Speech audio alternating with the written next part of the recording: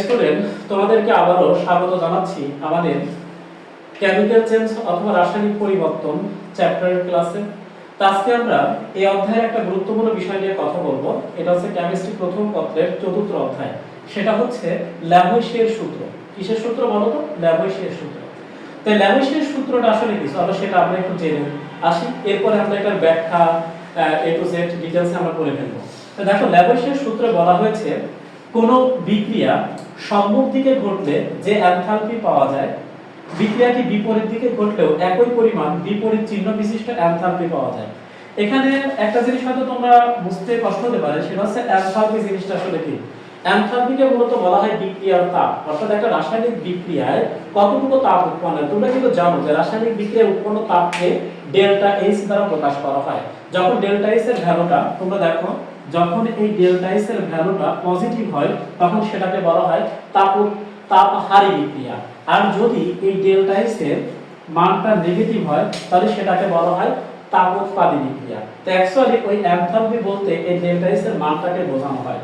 তে আরেকটা জিনিস ক্লিয়ার করে দিই, সেটা হচ্ছে দেখো, কোনো বিক্রিয়া সম্মুখ দিকে ঘটলে, অর্থাৎ যখন বিক্রিয়াটা ফরওয়ার্ড দিকে ঘটবে, অর্থাৎ যখন বিক্রিয়ক পদার্থ মিলে উৎপাদ পদার্থ তৈরি হবে, তখন আমাদের যে পরিমাণ বিক্রিয়ার তাপ উৎপন্ন হবে, ঠিক বিক্রিয়াটা যদি আমরা বিপরীত দিকে, অর্থাৎ তখন মনে করো কি কাজটা হবে, উৎপাদ পদার্থ ভাঙবে, ভেঙে পুনরায় বিক্রিয়ক পদার্থ তৈরি করবে। ঠিক সেই বিক্রিয়ার ক্ষেত্রেও আমাদের এনথালপি অর্থাৎ ডেল্টা এইচ এর মানটা সেমই হবে, কিন্তু চিহ্নটা হবে বিপরীত চিহ্ন বিশিষ্ট। তাহলে চলো আমরা একটা উদাহরণ লক্ষ্য করি, একটা বিক্রিয়ার মাধ্যমে এই বিষয়টা বোঝার চেষ্টা করি, তাহলে বিষয়টা আমাদের ক্লিয়ার হয়ে যাবে। ধরো আমরা মিথেন, আমরা জানি মিথেন কিন্তু একটা প্রাকৃতিক গ্যাস, আর এখানে আমরা অক্সিজেন দিলাম।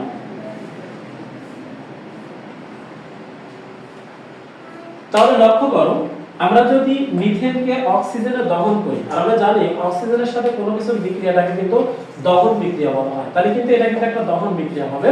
তো মিথেন হচ্ছে একটা অ্যালকেন, আর যে কোনো অ্যালকেনকে অক্সিজেনের সাথে বিক্রিয়া ঘটালে সেখান থেকে আমরা কার্বন ডাই অক্সাইড প্লাস পানি এবং কিছু পরিমাণ এনার্জি পাবো।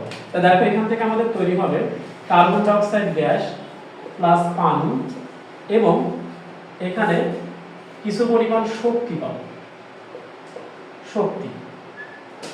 একটু লক্ষ্য করো, তাহলে এই বিক্রিয়ার ক্ষেত্রে আমরা দেখো মিথেনকে অক্সিজেনে দহন করলাম, কার্বন ডাই অক্সাইড গ্যাস, পানি এবং কিছু পরিমাণ এনার্জি পেলাম।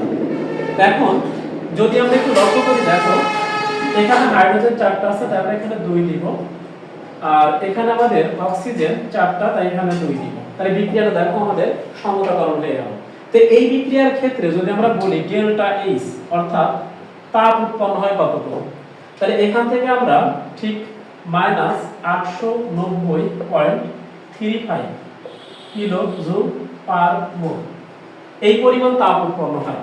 এই কথার মানে হচ্ছে যে তুমি যদি 1 মোল পরিমাণ মিথেনকে অক্সিজেনে দহন করো, তাহলে 890.35 কিলো জুল তাপ উৎপন্ন হবে। এখন দেখো, এটা কিন্তু আমাদের সম্মুখমুখী বিক্রিয়া।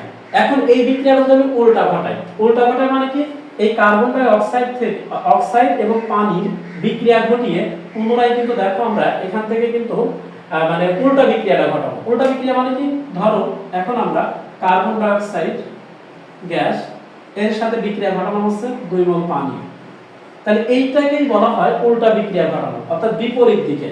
তাহলে এইটা ঘটালে পরে এখানে কিন্তু আমরা পাবো মিথেন প্লাস 2 মোল অক্সিজেন।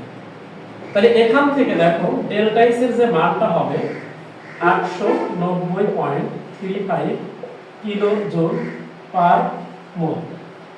এখন এই কথাটার মানে কি? এই কথার মানে কি, দেখো এখন কিন্তু আমি উৎপাদ পদার্থ থেকে বিক্রিয়ক পদার্থ পেলাম, অর্থাৎ বিক্রিয়াটা বিপরীত দিকে সংঘটিত করলাম।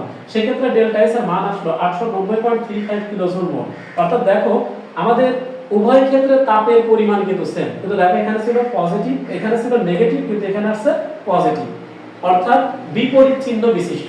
মানে এখান থেকে বলা যায় যে প্রথমটা ছিল তাপোৎপাদী বিক্রিয়া, পরেরটা হচ্ছে আমাদের তাপহারী বিক্রিয়া। তো এটাই মূলত ছিল কিন্তু আমাদের ল্যাবোইসিয়ার সূত্র, কারণ সেখানে বলা হয়েছিল কোন বিক্রিয়া সম্মুখ দিকে ঘটে, দেখো সামনের দিকে বিক্রিয়াটা যখন ঘটছে তখন আমাদের ডেল্টা এস এর মান হচ্ছে -890.35 কিলোজুল। কিন্তু বিক্রিয়াটা যখন আমরা বিপরীত দিকে ঘটাইছি, দেখো এখন উৎপাদ মিলে আবার আমরা বিক্রিয়ক পদার্থ তৈরি করছি, তখন একই পরিমাণ তাপ উৎপন্ন হয়েছে কিন্তু চিহ্ন হয়েছে বিপরীত চিহ্ন।